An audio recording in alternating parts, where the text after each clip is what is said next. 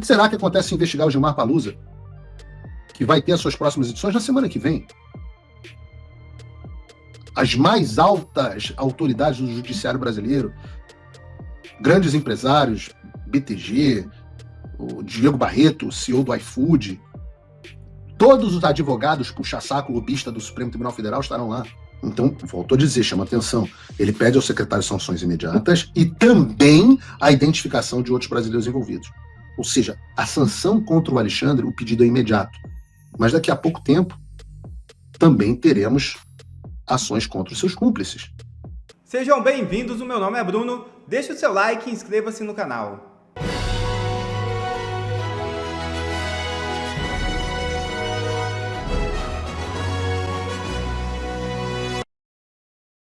Grupo de WhatsApp era usado em esquema de venda de sentenças judiciais. É isso mesmo. Desde 19 de dezembro de 2024, o juiz Paulo Afonso de Oliveira está afastado do cargo por indícios de envolvimento em esquema de corrupção e fraude judicial. O magistrado é titular da 2ª Vara Civil de Campo Grande. A medida cautelar foi aplicada pelo Corregedor Nacional de Justiça, ministro Campbell Marques, com base em evidências de inquéritos e documentos compartilhados pelo Supremo Tribunal Federal para preservar a integridade das investigações e evitar interferências no processo. Documentos do Conselho Nacional de Justiça, que propôs a abertura de um processo administrativo disciplinar contra Paulo Afonso de Oliveira, juiz afastado do Tribunal de Justiça do Mato Grosso do Sul, mostra o uso de um grupo de WhatsApp chamado Amigos para a troca de informações. A suspeita da Polícia Federal é que o grupo era utilizado no âmbito de esquema de venda de sentença. O grupo, denominado Amigos, teria sido criado pelo advogado Fábio Castro Leandro, que também foi alvo da operação. Fábio Leandro é ligado também a Rodrigo Pimentel Filho, do desembargador Sidney Sonsini Pimentel, um dos desembargadores do TJMS, sob suspeita de envolvimento com venda de sentenças. O advogado teria feito repasses a Rodrigo depois que levantou valores de depósitos judiciais. E partido de direita em Portugal quer investigar Gilmar Palusa em Lisboa. Líder do Chega, André Ventura, diz que a sigla conduzirá a investigação própria sobre influência, patrimônio e rede de interesses do ministro do STF, Gilmar Mendes, no país. O jornalista Paulo Figueiredo Filho comenta sobre o assunto. Veja o vídeo. Uma participação em Portugal. Portugal é um país estratégico para a gente. Por quê? Portugal tem a ligação cultural com o Brasil e Portugal também é o país de residência do Gilmar Mendes, que é um dos grandes apoiadores que dão suporte ao Alexandre de Moraes, às ações do Alexandre de Moraes. Enablers é a palavra em inglês. Não sei como é que chama em português. Me digam, traduzam aí no chat. E agora, o segundo maior partido do país, de Portugal, o Chega, começamos as conversas e eles começaram a trazer um pouco de luz aos abusos do STF. E eu digo que muito em breve, os todos poderosos do Brasil não vão poder andar de cabeça erguida em lugar nenhum do mundo. E por que eu digo Portugal? Porque a repressão do STF, do Alexandre de Moraes, atingiu também cidadãos portugueses. Como, por exemplo, este que vos fala, eu, mas também o tenente-coronel Mauro Cid, o Gilson Machado ou o jornalista Sérgio Tavares. A quem eu mandei até uma mensagem pedindo informação e ele ignorou o direito dele. Mas o que eu quero dizer é que há muito espaço para que Portugal trabalhe conosco. A gente estabeleceu esse contato e o objetivo é fazer algo muito parecido com o que fizemos aqui nos Estados Unidos. Fazer uma audiência pública, dá para fazer uma moção de reprovação e dá para fazer um pedido, que é o que nós gostaríamos, de investigações para expor a situação do Gilmar Mendes por lá. Por exemplo, um pedido do Chega para que se investigue a origem patrimonial, origem de recursos do Gilmar Mendes em Portugal. Perfeitamente factível. Ou a origem financeira dos recursos que bancam esses eventos? Será que tem alguma coisa criminosa? Será que tem lavagem de dinheiro? Não sei, mas investigar é bom.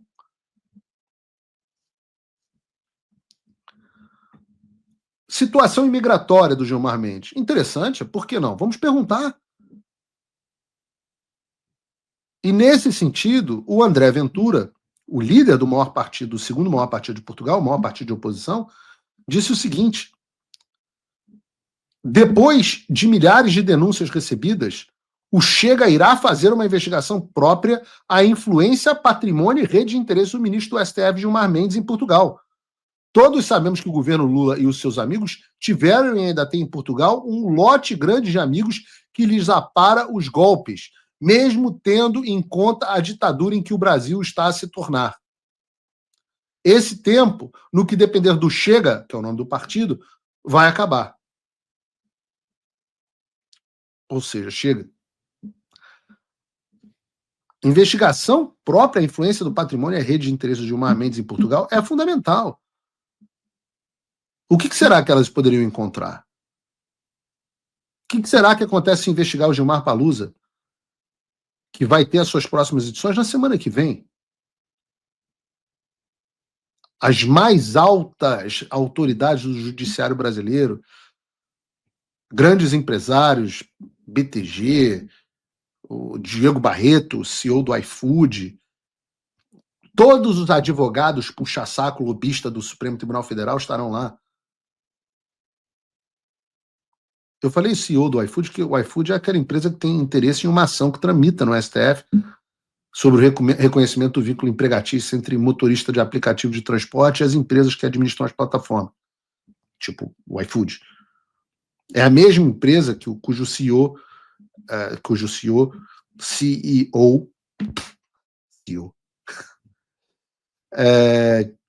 que eu acabei de mencionar aqui, recebeu o presidente do Supremo Tribunal Federal na casa dele. Lembra aquele do jantar, da cantoria? Aí, sei lá, estão reunidos em Portugal, no Gilmar Palusa, para fazer lobby junto aos ministros Supremos. Será que talvez trocar alguns favores? Não sei. Se a gente acha, por exemplo, esse tipo de coisa em uma pesquisa aqui do João Gabriel de minutos, imagina o que o Chega não pode achar com uma investigação profissional. Eu, se estivesse envolvido nesses esquemas do Gilmar Palusa, eu teria medo. E eu posso dizer a vocês que o Gilmar sentiu. Eu não vou dizer como. Tá? Vocês vão ter que confiar em mim. Pode não confiar também. Se você achar que eu tenho alguma credibilidade, mas eu vou dizer que o Gilmar sentiu, que ele acusou o golpe. Reclamou e ficou bem bravo com essa história. E se acusou o golpe, Gilmar, é dedo na ferida. Se você está me dizendo que se eu bater aí dói, pode ter certeza que Portugal vai ser uma prioridade daqui para frente. Figueiredo também fala sobre a carta do Congresso americano enviado à Casa Branca pedindo sanções a Alexandre de Moraes. Assista. Agora, o fato que realmente interessa, né? A carta em si. No que consiste a carta? A gente consegue botar aí na tela, né, Bruno? Eu vou ler aqui a íntegra da carta para vocês, porque é uma porrada.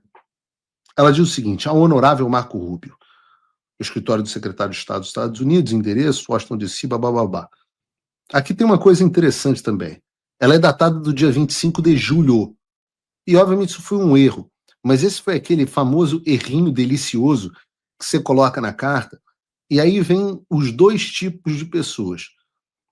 Primeiro, os que acham que estão sendo úteis, falando, não, tem que corrigir aí, dia 25 de junho. Como se o cara fosse mandar, o Chris Smith fosse lá ler o tweet do cara e corrigir. Né? Segundo, é que a pessoa presta atenção na coisa menos relevante de todas. Absolutamente, eu falo, né? É um sinal de pouca inteligência. Lembra? Senso das proporções. Você ter a capacidade de determinar o que proporcionalmente é importante. Ratio, né? E a pessoa perde. Mas por que isso é delicioso? Porque quanto mais as pessoas comentam, mais o algoritmo é alimentado e mais gente vê o post. Então funciona até positivamente. Diz aqui, assunto, repressão transnacional pelo governo do Brasil. Resposta urgente dos Estados Unidos. Prezado senhor secretário, ontem o Paulo Figueiredo, um jornalista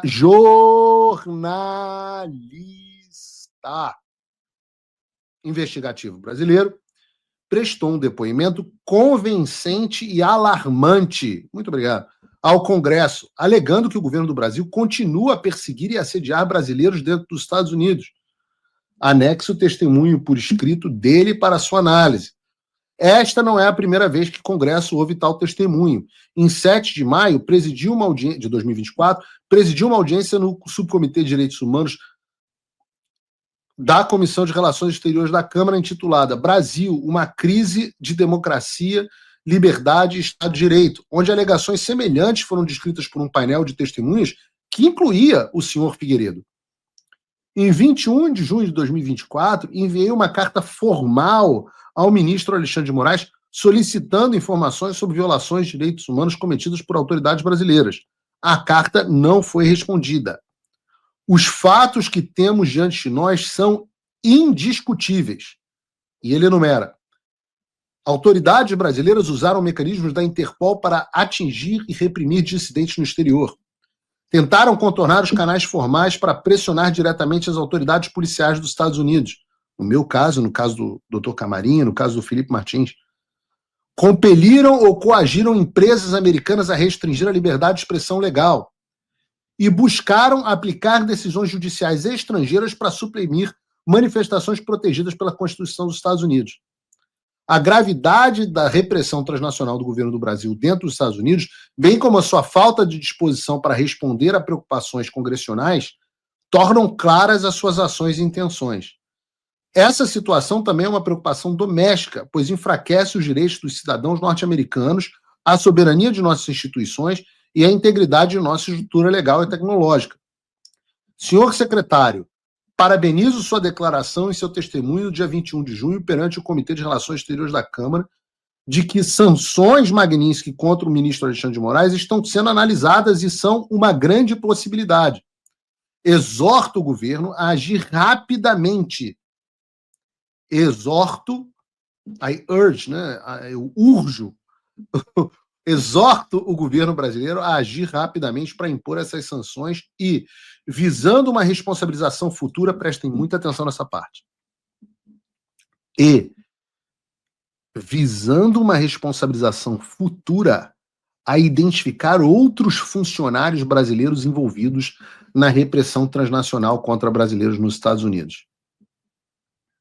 O Brasil, outrora um parceiro democrático regional, está se aproximando de um ponto de ruptura institucional. Na minha opinião, já aconteceu esse ponto de ruptura institucional, em 2022. Não podemos nos dar ao luxo de nos arrepender no futuro de termos sido omissos quando os sinais de alerta são claros e as ferramentas estão disponíveis. Atenciosamente, Chris Smith, babá, babá. E eu espero que com isso, às vezes as pessoas são lentas, porque eu entendo que não é uma estratégia muito clara, não faz muita parte do dia a dia das pessoas e também é meu trabalho estar aqui para explicar esse tipo de coisa. E muita gente fica chateada, fala, Paulo, você explica a sua estratégia para o inimigo. Eu falo todos os dias, porque eu não tenho estratégias que o inimigo tenha capacidade de interceptar. Eu não tenho. As estratégias que seriam passíveis de interceptação, essas acontecem nos bastidores, ninguém nem sabe. Se eu estou falando algo aqui, é porque este algo não pode ser interceptado pelo inimigo. É por isso que apenas no domingo nós tornamos pública a razão da minha ida à Comissão de Direitos Humanos do Congresso dos Estados Unidos. E eu, agora, posto tudo isso, explicando a estratégia, eu me assusto ainda como algumas pessoas de direita acham que eu estou brincando quando eu faço essas coisas. Como se não tivesse estratégia, como não tivesse sido tudo friamente calculado, como diz o Chapolin Colorado, inclusive com os americanos. Achar que tem algum jogo aqui que é acidental é uma imbecilidade. Então essa carta escrita pelo deputado Chris Smith, do Partido Republicano, 24 horas depois da audiência, um cara que também é presidente da Comissão de Direitos Humanos Tom Lantos, O Chris Smith é um dos caras com um sujeito maior histórico na área de direitos humanos, é o deputado mais antigo do Congresso dos Estados Unidos, um dos republicanos mais influentes da Casa dos Representantes, com o maior número de projetos de leis aprovados, e líder nessa história de repressão transnacional. Então, nessa carta, ele não só faz menção a tudo que eu disse durante a audiência, como ele também faz menção a uma carta enviada ao Alexandre de Moraes em 2024, na qual ele pediu informações, noticiamos aqui, sobre violações de direitos humanos cometidas por autoridades brasileiras, e copiando o presidente da Câmara na época, o presidente do Senado na época, e o presidente do STF, que é o mesmo hoje o ministro Barroso. E essa carta nunca foi respondida por ninguém. E aí, diante disso, ele fala que são os fatos incontestáveis, as coisas que ele lista na carta. E uma vez constatadas essas ilegalidades, o que pede o Chris Smith, e eu vou reler aqui ipsis liter, exorta o governo a agir rapidamente para impor essas sanções ao Alexandre de Moraes e visando uma responsabilização futura a identificar outros funcionários brasileiros envolvidos na repressão transnacional nos Estados Unidos. E não foi só, uma carta quase idêntica foi endereçada ao diretor de política doméstica da Casa Branca, que é o Vince Haley. E eu aviso a vocês, as minhas fontes já me confirmaram que tanto o secretário de Estado Marco Rubio quanto o Vince Haley já receberam as correspondências. Então, volto a dizer, chama atenção, ele pede ao secretário sanções imediatas e também a identificação de outros brasileiros envolvidos. Ou seja, a sanção contra o Alexandre, o pedido é imediato. Mas daqui a pouco tempo, também teremos ações contra os seus cúmplices. Os últimos ministros do STF, Rodrigo Pacheco, Fábio Schor, quem sabe General Tomás.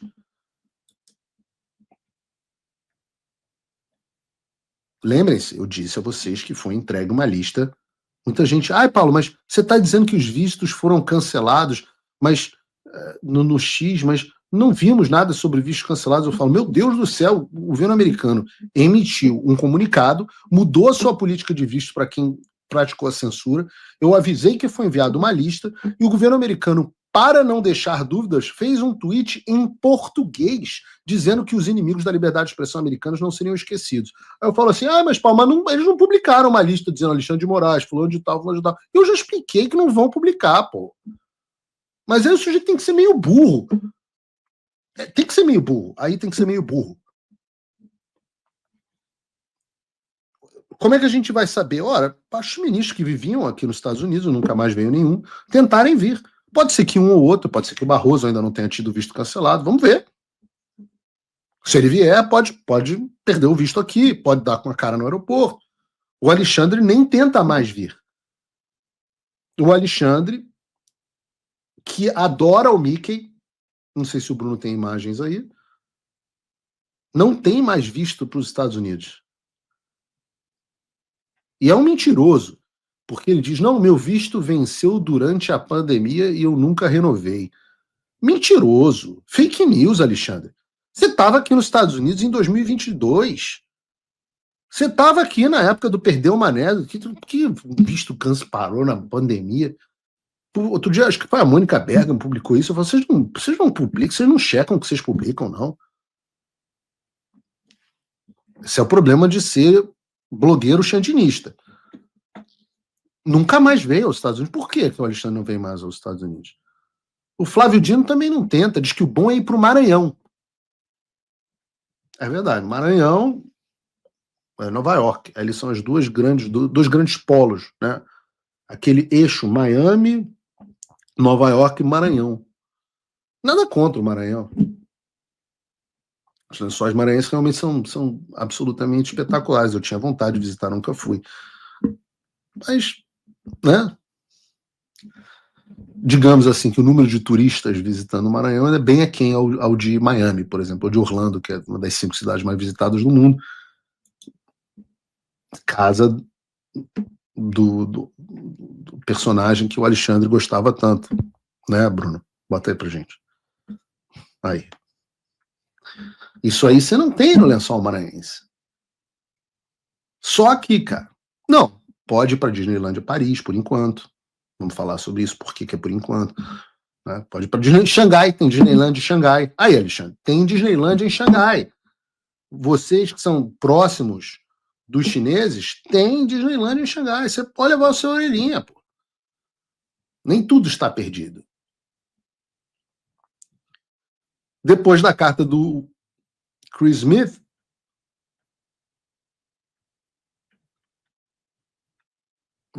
muita gente está me perguntando o que pode ser feito.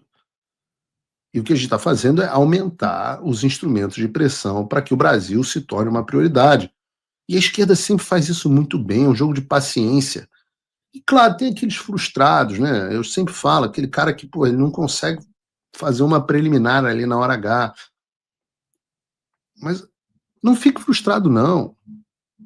Não fica achando que é tic-tac, que não vai ter sanção, que o Brasil vai acabar amanhã, que não adianta mais, agora já era.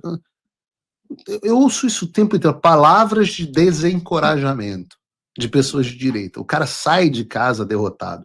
E eu sempre digo, eu nunca vi. Isso é uma reflexão interessante que eu faço, porque eu não fico chateado efetivamente, não. Por mim, eu fico chateado pela pessoa.